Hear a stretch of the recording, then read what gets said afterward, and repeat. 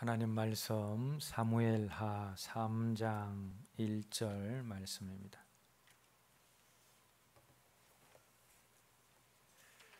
함께 읽겠습니다. 사울의 집과 다윗의 집 사이에 전쟁이 오래매 다윗은 점점 강하여 가고 사울의 집은 점점 약하여 가니라. 사울의 집과 다윗의 집 사이에 전쟁이 오래매 그랬습니다. 여기서 뭐 칼과 창으로 전쟁한 것이 아니라 갈등이 있었다라는 겁니다. 그런데 뭐 그 갈등도 다윗이 사울에게 일방적으로 당한 그런 상황이죠. 이유 없이 사울이 다윗을 또 미워하고 또 죽이려고 했습니다. 그런 사울이 어떻게 되었습니까? 블레셋과의 전쟁에서 패해서 모욕을 당하고 또 비참한 죽음을 맞이하게 되어집니다. 그럼 우리가 여기에서 발견할 수 있는 것이 무엇입니까? 말씀대로 살고 감사하며 살고 하나님 기뻐하시는 그런 사람들을 함부로 힘들게 해서는 안 된다라는 겁니다. 그렇게 하는 사람은 자신이 힘든 자리로 가게 되어지는 거죠. 하나님이 기뻐하시는 사람인 다윗을 힘들게 하자 사울 자신이 힘든 자리로 갔습니다. 자, 그런데 이 사울과 다윗의 갈등이 사울이 죽은 이후에도 사울의 집안과 다윗과의 갈등이 계속되었죠. 사울이 죽은 뒤에 다윗이 유다 지파의 왕이 되고 또 나머지 11지파를 다스리는 사람이 사울의 남아있던 자식이었던 이스보셋이었는데 또 이 이스보셋과 다윗과의 갈등이 계속해서 이어지게 되어집니다. 자, 그런데 이 두 집안의 그 갈등의 결과가 무엇입니까? 오늘 본문 말씀을 보게 되어지면 다윗의 집은 점점 강성해지고 또 사울과 사울의 집은 점점 약하게 되었다. 그게 갈등의 결과입니다. 자, 그런데 다윗과 다윗의 집이 점점 강성해져 간 이유가 무엇입니까? 그 이유가 사무엘하 5장 10절 말씀에 나오는데 사무엘하 5장 10절 말씀 읽겠습니다. 만군의 하나님 여호와께서 함께 계시니 다윗이 점점 강성하여 가니라. 그럼 다윗이 점점 강성해진 이유가 무엇입니까? 하나님께서 만군의 여호와 하나님께서 다윗과 함께 하셨기 때문이다 라는 겁니다. 여러분, 상황과 환경을 이렇게 보면 사울과 다윗의 상황을 비교했을 때 사울은 이스라엘의 왕이고 다윗은 그를 피해 도망하는 도망자입니다. 다윗을 따르는 사람은 600명 가량밖에 안 되고 온 이스라엘 백성과 군사들이 사울을 따르게 되어집니다. 그런데 그 사울이 다윗의 털끝 하나 건드리지 못했다라는 겁니다. 다윗이 위험을 당할 상황이 되어지면 갑자기 이웃 족속들이 쳐들어오게 만들어서 다윗과 사울을 하나님께서 분리시키는 그런 일도 일어납니다. 그렇게 강한 사울이 약한 다윗을 왜 털끝 하나 건드리지 못했습니까? 하나님이 다윗과 함께 하셨기 때문이다 라는 겁니다. 이스보셋과 다윗도 마찬가지입니다. 이스보셋은 11지파를 다스리는 왕입니다. 다윗은 겨우 한 지파, 유다 지파의 왕입니다. 11대 1은 상대가 되지 않습니다. 그럼에도 불구하고 다윗은 점점 강성해졌지만 이스보셋은 점점 약하여져 갔습니다. 그 이유가 무엇입니까? 하나님이 다윗과 함께 하셨기 때문이다 라는 겁니다. 그래서 여러분, 우리가 내 환경이 좋기를 또 내 상황이 좋기를 바라고 간구하는 것보다 어떤 사람이 되어야 됩니까? 하나님이 함께 하시는 사람이 되려고 애써야 된다라는 겁니다. 왜? 하나님이 함께 하시면 내 상황과 환경에 관계없이 내가 세워지고 승리하는 자리로 갈 수 있기 때문이다라는 겁니다. 그래서 여러분, 우리가 다른 것 다 잃어버려도 하나님을 잃어버리는 자리에 가서는 안 됩니다. 돈을 잃어버려도 하나님께 대한 신앙을 잃어버리는 자리로 가서는 안 됩니다. 사람을 다 잃어버릴지라도 하나님을 결코 잊어버리는 자리로 가서는 안 됩니다. 하나님만 함께 하시면 실패 가운데서도 힘들고 어려운 상황 가운데서도 하나님이 회복시켜 주시고 결국은 승리로 이끄시기 때문입니다. 그래서 환경의 상황의 변화를 구하는 사람이 아니라 우리가 하나님의 함께 하심을 구하는 그런 사람들이 되어야 됩니다. 자, 그러면 하나님이 함께 하심으로 다윗과 다윗의 집이 점점 강성해져 갔는데,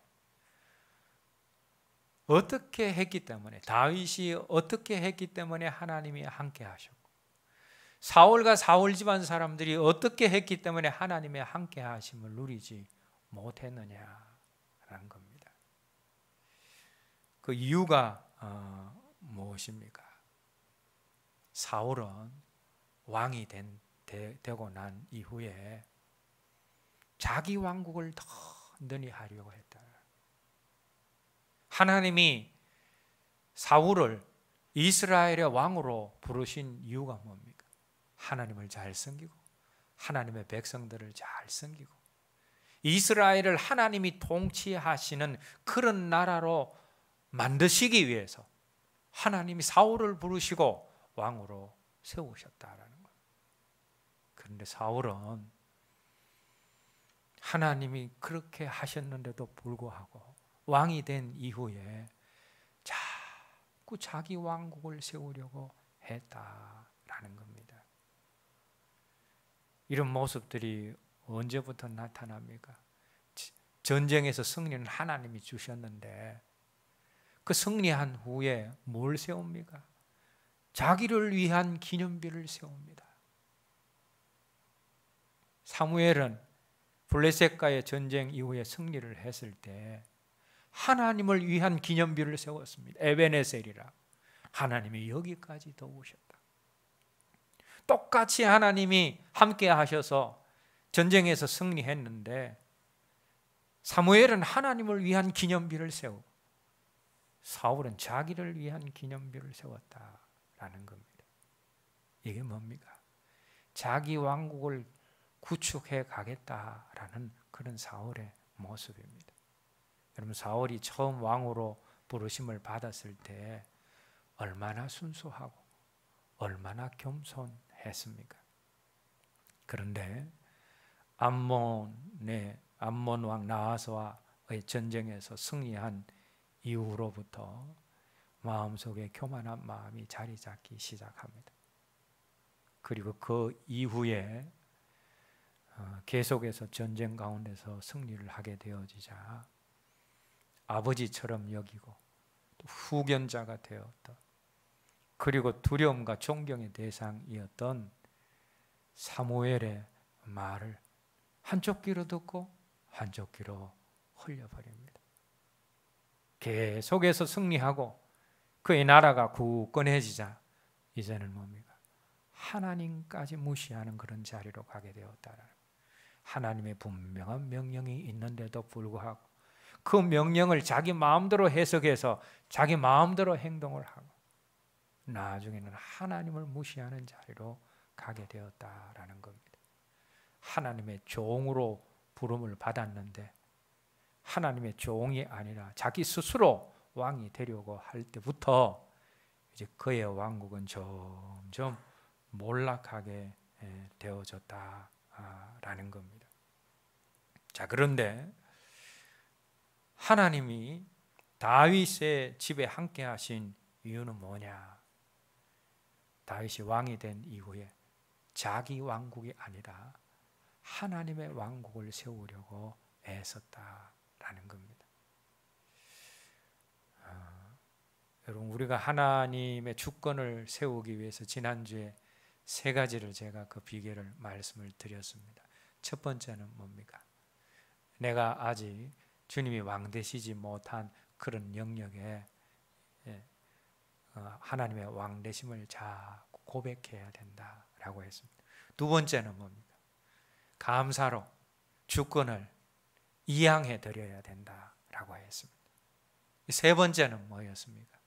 믿음으로 포기할 줄 알아야 된다라고 했습니다. 그래야지 내 삶 속에 하나님의 주권이 온전하게 세워지게 되어집니다. 그런데 왕이 된 다윗의 이후에 다윗의 삶 속에 이 세 가지가 다 있다라는 겁니다. 다윗이 이스라엘의 왕이었음에도 불구하고 하나님이 여전히 자기의 왕으로 고백합니다. 그것이 시편 145편 1절에서 2절 말씀 아닙니까? 왕이신 나의 하나님이여 내가 주를 송축하리이다. 왕이 된 이후에도 여전히 다윗 자신의 왕은 하나님이셨다라는 겁니다. 날마다 그는 하나님의 왕 되심을 고백하면서 살았습니다. 그리고 그는 감사하는 사람이었습니다. 기쁘고 즐거울 때도 감사했지만 힘들고 어려울 때도 감사했습니다. 여러분, 특별히 우리가 힘들고 어려울 때 감사하는 것은 내가 가지고 있던 삶의 주도권을 그 감사를 통해서 하나님께 이양해 드린다라는 의미가 감사 속에 있는 겁니다. 다윗이 힘들고 어려울 때도 감사함을 통하여서 자기 삶의 주도권을 하나님께 넘겨드리고 이양해 드렸습니다. 그리고 그의 삶을 보게 되어지면 하나님을 신뢰하고 자포자기한 것이 아니라 하나님을 신뢰하고 믿음으로 포기한 그런 상황들이 많습니다. 사울이 자기를 죽이려고 10년 동안이나 쫓아다니게 되어집니다. 여러분, 숨어 지내는 것도 1, 2년이지 10년이 되어지면 얼마나 그 삶이 힘들고 고달프겠습니까? 그런데 어느 날 이제 그 고달픈 삶을 끝낼 수 있는 기회가 왔습니다. 그 기회가 어떤 기회입니까? 사울이 동굴에 용번을 홀로 보러 들어왔는데 마침 그 동굴이 다윗 일행이 있는 동굴이었다. 다윗의 부하들은 전부 하나님이 주신 기회다면서 사울을 제거해야 된다라고 합니다. 그런데 사울은 그렇게 하지 않았습니다. 하나님 앞에 믿음으로 맡기고 죽이는 것을 포기했습니다. 이게 믿음 안에서의 포기죠. 그리고 바세바의 사이에서 아들이 태어났습니다. 하나님이 그 아들을 데려가시겠다라고 하니까 식음을 전폐하고 기도합니다. 그런데 아들이 죽게 되어지자 신하들이 이상한 다윗의 모습을 보게 되어집니다.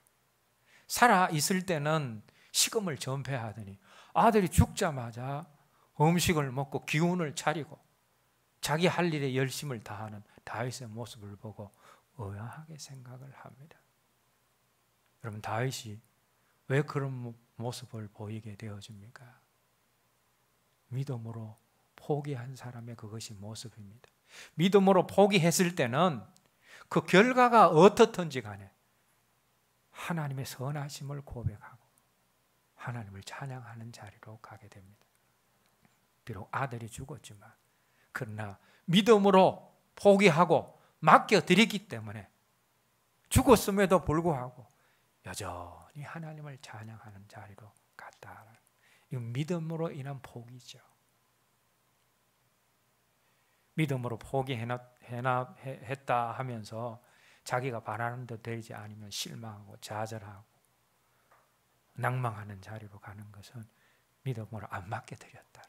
믿음으로 포기하지 않았다라는 것입니다. 날마다 자기 삶 속에서 하나님의 왕 되심을 인정을 하고 고백을 하고 감사로 주권을 이양해 드리고 믿음으로 포기해야 할 때 포기를 하게 되어지니까 하나님의 주권이 다윗의 삶 속에서 굳건하게 세워지게 되어집니다. 그래서 하나님이 통치하시는 자기 심령이 된 거죠. 왕의 심령이 하나님이 통치하시는 심령이 되어지니까 그 나라는 자동적으로 하나님이 통치하시는 나라가 되어지는 겁니다. 그래서 여러분, 다윗 시대 하나님의 왕 되심을 인정하고 고백한 다윗이 다스리던 그 시대가 이스라엘의 역사 가운데서 가장 빛나는 시대가 되었다라는 겁니다. 대적이 없었습니다. 감히 이스라엘을 넘보는 대적들이 없었습니다. 그리고 그 시대에 하나님의 영광이 온 세상에 나타나는 그런 시대가 되었고 다윗뿐만 아니라 백성들이 가장 행복한 시대가 다윗 시대였다라는 겁니다. 하나님의 주권을 인정하게 되어지면 천국이 임하게 되어지기 때문이다라는 겁니다. 그런데 사울은 왕이 된 이후에 하나님의 주권을 인정하지 못하고 자기 왕국을 자꾸 만들어 가려고 했습니다.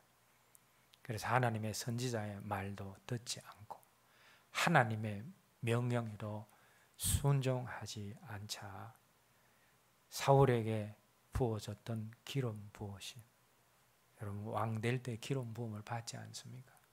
그 기름 부으심과 하나님이 주신 그 능력과 하나님의 임재가 점점 소멸되기 시작합니다.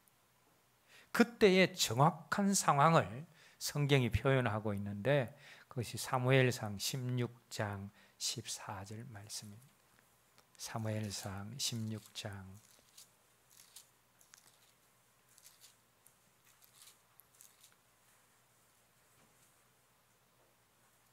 14절 말씀 함께 읽겠습니다. 여호와의 영이 사울에게서 떠나고 여호와께서 부리시는 악력이 그를 번뇌하게 한지라. 사울이 하나님의 주권을 인정하지 않고 자꾸 자기 왕국을 세우려고 할 때에 사울의 심령 안에 어떤 변화가 일어났습니까? 하나님의 영은 떠나고 하나님의 영은 소멸되어지고 그 대신에 그 자리에 악한 영이 들어와서 사울을 사로잡기 시작했다라는 겁니다. 오전에도 말씀드렸습니다마는 영적인 세계에는 공백이 없습니다. 많은 사람들이 천국 아니면 지옥 이렇게 나누는 것을 별로 안 좋아합니다. 그래서 뭘 만듭니까? 중간에 있는 연옥을 자꾸 만들려고 합니다. 그런데 영적인 세계는 연호가 없습니다. 성경적인 것이 아닙니다. 사람이 만들어낸 것. 천국 아니면 지옥입니다. 영적인 세계도 마찬가지입니다. 성령이 지배하시지 않으면 악한 영이 들어와서 나를 지배할 수밖에 없다. 그 중간은 없다라는 겁니다.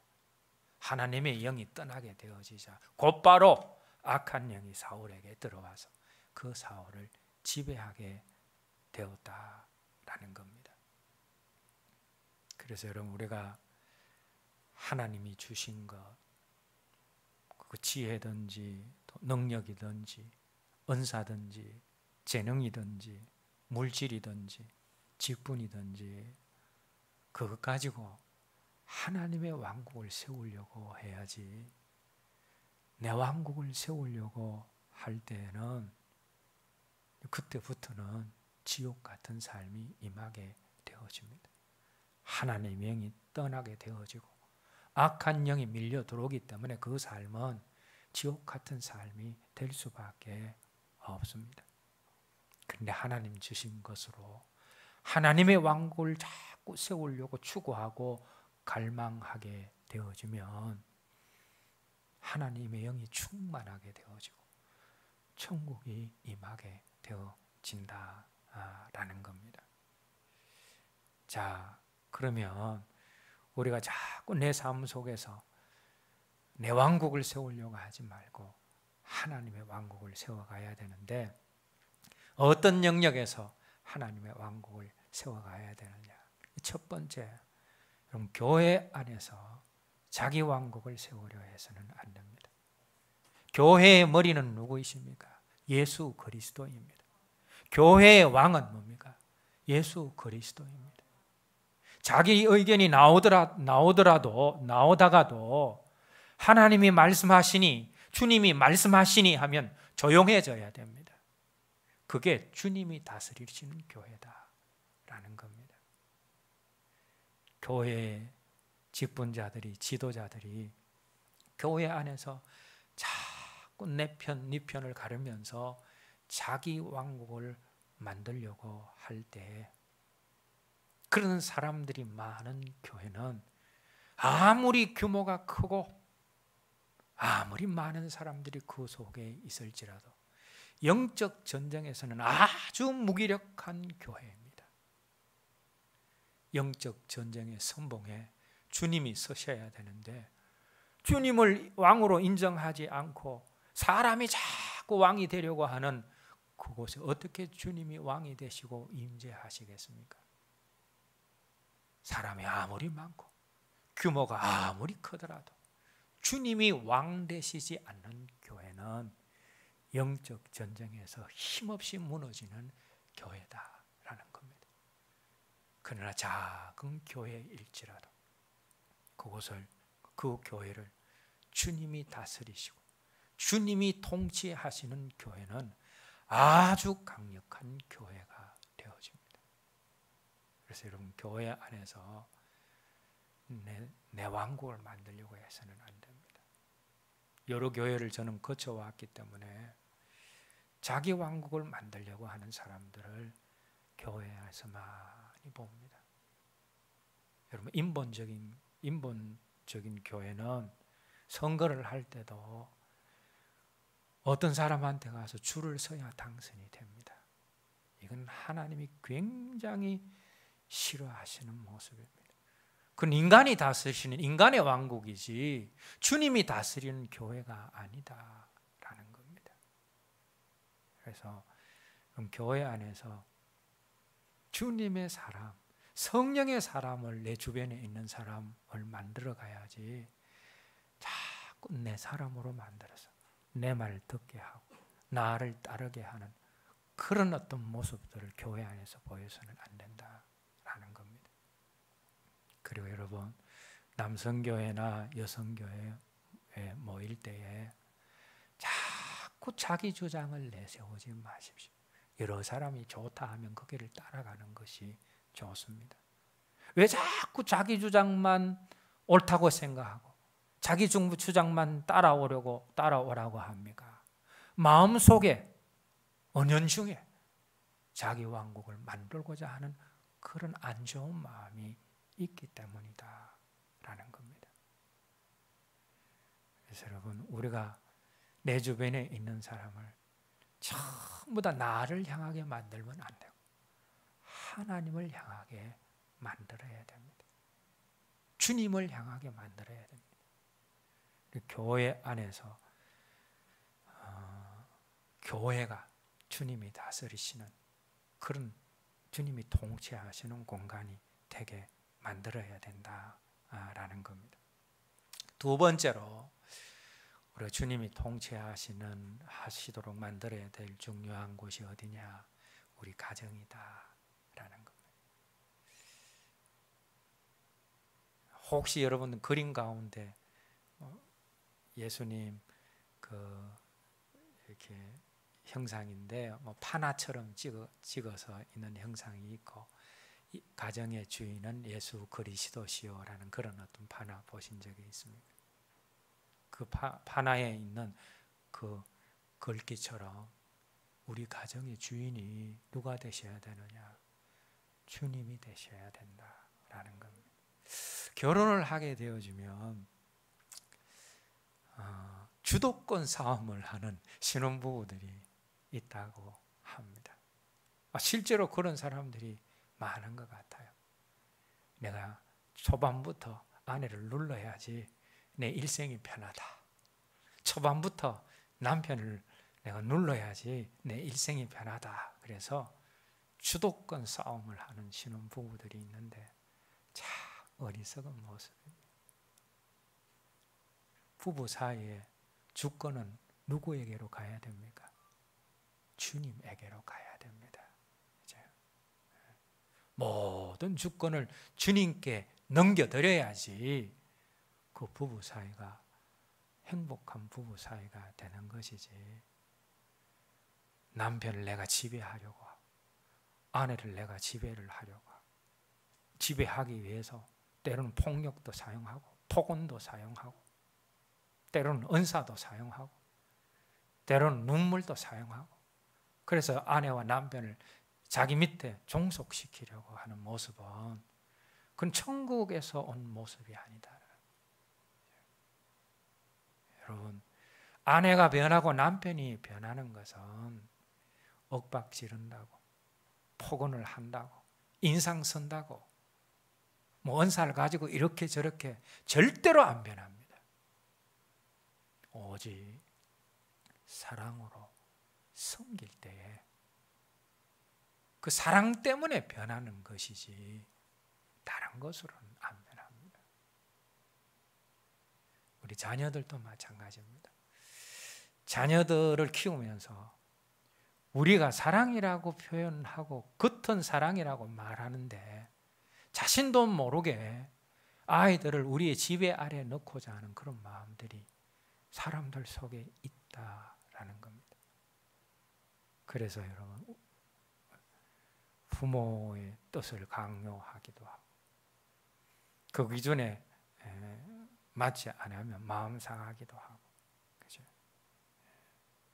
여러분 자녀들도 우리가 내 뜻대로 키우면 안 됩니다. 성경 말씀이 주의 교훈으로 양육하라 라고 했습니다. 그럼 주인이 뭡니까? 주님이시다 라는 것이죠. 그러니까 내 뜻대로 내 생각대로 내 교훈대로 양육해서는 안 된다라는 겁니다. 어떤 사람들은 믿음의 부모임에도 불구하고 자꾸 세상적인 가치관을 자녀들에게 주입하는 사람들이 있다라는 겁니다. 그래서는 안 된다. 주의 뜻대로 양육하고 훈계하고 교훈해야 된다라는 겁니다. 물론 여러분 우리가 아내와 남편 사이에 신앙적인 겉면, 영적인 겉면 필요합니다. 할 수 있습니다. 자녀에게도 이게 필요하다 합니다. 근데 중요한 것은 그런 영적인 일을 화내고 억압하고 폭언을 하고 인상 쓰고 하는 육적인 방법으로 하지 말라라는 겁니다. 그건 아무리 해도 처음에는 조금 소용이 있는 것 같지만 그건 하나님이 기뻐하시는 방법이 아니다라는 거예요. 아내와 남편 사이에서 주인은 주님이 되셔야 됩니다. 그 주님을 중심에 놓고 남편과 아내가 주님을 향하여서 갈 때는 자동적으로 가까워질 수밖에 없고 행복할 수밖에 없다라는 겁니다. 그래서 가정에서 내한국을 만들려고 해서는 안 됩니다. 특별히 남자들은 보면 힘이 있으니까 그 힘으로 한마디 하면 다 지루는 듯이 조용하게 만드는 그런 사람은 자기 왕국을 만드는 사람이죠. 그런 자리로 가서는 안 된다. 그리고 또 우리가 하나님이 통치하시는 왕국을 만들어야 할 곳이 어디냐 하면 우리 직장이고 우리 사업장이다라는 겁니다. 우리 사업장의 주인 또 우리 직장을 통치하시는 분이 누가 되셔야 되느냐? 주님이 되셔야 된다라는 겁니다. 그래서 내가 오너일지라도 아나무인격으로 아래 사람들을 대해서는 안 되고 독재하다시피 해서는 안 된다라는 겁니다. 그래서 잠언 16장 3절에 보게 되어지면 한번 찾겠습니다. 잠언 16장 3절 말씀.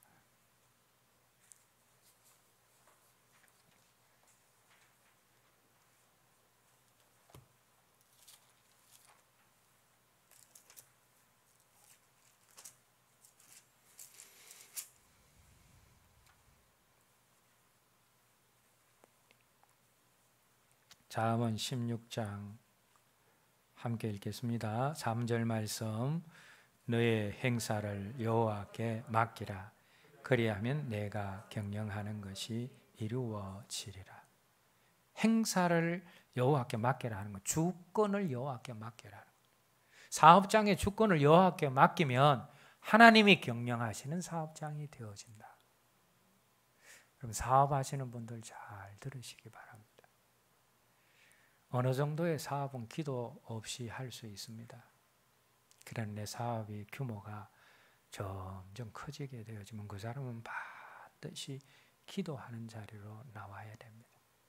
내 힘으로 내 능력으로 아무리 해봤자 그건 아름다운 열매를 거둘 수가 없습니다. 여호와께 하나님께 맡겨드려야 되는데 맡겨드리는 것이 뭡니까? 기도하는 것입니다. 참 기도 안 하고 사업하는 사람들 보게 되어지면 너무 용감하다라는 생각이 되어집니다. 내 사업의 규모가 커질수록 하나님 앞에 도우심을 구하고 머리 숙일 수 있어야 됩니다. 그리고 제가 사업장을 개업하게 되어질 때에 이제 신방을 가서 꼭 이래 빠지지 않고 전하는 말씀이 있습니다. 그게 뭐냐 하면 첫 번째, 감사해라. 어떤 어려운 일이 있어도 감사해라. 두 번째, 부부가 하나 되라. 그 두 가지는 늘 이야기를 합니다. 왜 그런지 아십니까? 사업을 하다가 힘들고 어려운 일이 있을 때 감사하는 것, 그건 뭡니까? 사업의 주권을 내가 잡고 있는 것에서 주님께 넘겨드리는 겁니다. 그리고 여러분, 서로의 주권을 막 우기는 부부는 절대로 하나가 안 됩니다. 그런데 부부가 하나 되었다라는 것은 뭡니까? 주권을 이미 주님께 양도했다라는 겁니다. 그래서 제가 사업장에 가서는 꼭 감사하라, 부부가 하나 되라라고 한 겁니다. 왜? 그것들이 주님께 주권을 옮겨드리는 것이기 때문에 그렇다. 그래서 여러분, 근데 사업장의 주인도 내가 아니라 주님이 되셔서 주님이 통치하시도록 해야지. 그래야 그 경영이 이루어지는 경영이 되어진다라는 겁니다. 그리고 또 우리가 주님이 통치하시고 주님이 다스리시는 왕국이 되어야 할 곳이 어디냐? 내 심령 안이죠. 사실은 이게 제일 먼저 되어야 됩니다. 내 심령 안이 주님이 통치하시는 곳이 되어야지 내 삶의 다른 영역도 주님이 통치하시는 곳이 되어질 수가 있습니다. 여러분, 우리가 주님을 어떤 분으로 영접해야 됩니까? 사도행전 5장 31절 말씀해 보시면 구주와 구세주와 임금으로 영접해야 됩니다. 그런데 구주로 영접한 사람들은 많습니다. 그래서 내가 구원받은 거, 내가 믿게 된 것에 감사하며 사는 사람들은 많습니다. 그런데 임금으로 영접한 사람들은 잘 없다라는 겁니다. 그럼 임금으로 영접한 사람들의 삶에 나타나는 것은 뭡니까? 절대적인 순종입니다. 절대적인 순종. 자, 우리가 성경을 읽으면서 이 말씀이 무슨 말인가를 우리가 잘 정리해야 되는 말씀이 요한계시록 3장 20절 말씀입니다. 한번 찾아보겠습니다. 요한계시록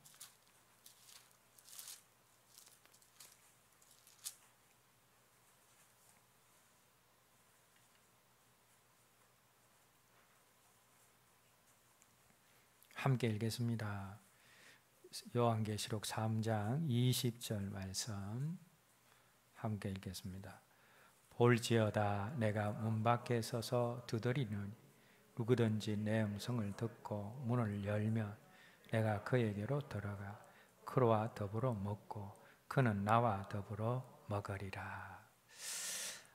이 말씀은 우리가 선교단체 CCC나 내비게이터에서 이제 복음을 전하고 이제 복음을 설명하고 주님을 소개하고 난 다음에 이제 주님을 영접하시겠습니까? 주님이 형제와 자매의 마음을 지금 두드리고 계십니다. 주님을 영접하시겠습니까? 할 때 사용하는 말씀입니다. 물론 그때도 사용해도 됩니다. 왜냐하면 믿지 않는 사람들의 마음문 밖에서 주님이 그 마음문을 열라고 두드리고 계시기 때문이죠. 자, 그런데 이 말씀의 정확한 의미는 뭐냐? 여러분, 이 말씀을 주님이 한 사람들이 어떤 사람들입니까? 라오디게아 교회 교인들에게 한 말씀이다라는 겁니다. 그러면 이 라오디게아 교인들은 이단 아닙니다. 하나님을 믿는 사람들입니다. 주님을 영접한 사람들이다라는 거죠. 그런데 그런 사람들에게 문 밖에서 주님 두드리느니 마음문을 열어라 라고 말씀하고 있다라는 겁니다. 이미 신앙을 가지고 주님을 믿는 사람들인데 왜 이런 말씀을 하셨겠느냐라는 거죠. 라오디게아 교인들이 주님을 구주로만 영접하고 실제의 삶 속에서 임금으로는 모시지 않았다는, 주님이 자기 마음에 들어오셔서 마음의 왕자에 앉으셔야 되는데 자기가 왕이 되어져 있다라는 겁니다. 그래서 너를 끌어내리고 마음의 문을 활짝 열고 마음의 보좌에 주님을 앉혀라 라는 말씀이 이 말씀이다 라는 겁니다. 그래서 여러분, 우리가 예수님을 구주로만 모시면 안 됩니다. 임금으로도 모셔야 된다. 그게 주님에 대한 온전한 믿음을 소유하는 그런 모습이다라는 겁니다. 그래서 여러분, 우리 심령을 주님이 통치하시려면 내가 주님을 구주로 영접할 뿐만 아니라 임금으로 영접해서 그 말씀에는 절대 복종하는 그런 모습들이 있을 때 내 심령을 주님이 통치하시는, 내 심령 속에 천국이 임하여진다라는 겁니다. 여러분, 우리가 하나님을 왕으로 인정하는 곳마다 그곳에는 악한 것들이 떠나갑니다. 악한 것들이 가지고 왔던 것도 떠나가고 악한 것들도 떠나갑니다. 그리고 왕으로 인정하는 곳마다 주의 성령이 함께 하시고 주님이 오셔서 통치하셔서 그곳에 하나님의 임재와 천국이 임하게 되어진다라는 겁니다. 그래서 여러분들 삶 속에 어떤 부분이 주님이 왕 되시지 않는 그런 부분들이 나타날 때마다 여러분, 실망하지 말고 기뻐해야 됩니다. 하나님이 이 부분이 왕 되지 않으심을 알게 해주셨으니까 내가 이 부분을 주님을 왕으로 인정하게 되어지면 이 부분 속에 천국이 임하는구나, 그런 기대감을 가지고 아직 왕되지 않은 그런 영역이 발견되어지면 그곳에 왕되심을 우리가 고백하고 인정하고 감사하고 믿음으로 포기함으로 하나님의 주권을 내 안에 든든히 세워서 내 삶의 모든 영역이 주님이 통치하시는 그런 천국이 되어지기를 주님의 이름으로 기원합니다. 기도하겠습니다. 하나님, 내 삶 속에서 내가 자꾸 내 왕국을 이루어 갈 때 하나님의 영이 떠나고 악한 영이 안 좋은 것들을 이끌고 들어오게 되어지지만 우리 삶의 모든 영역에 주님의 왕되심을 인정하고 주님의 통치를 갈망할 때에 하나님의 영이 충만하게 되어지고 천국이 임하게 되어짐을 알게 되어집니다. 말씀을 통하여서 오늘 내 삶에 누가 왕이 되어져 있는지, 또 내 삶의 영역에 누가 통치하고 있는지 잘 점검하게 하여 주시어서 우리 삶의 모든 주권을 주님께 맡김으로 주님이 통치하심으로 우리 삶의 모든 영역에 천국이 임하는 은혜가 우리에게 있게 하여 주시옵소서. 예수님 이름으로 기도드립니다. 아멘.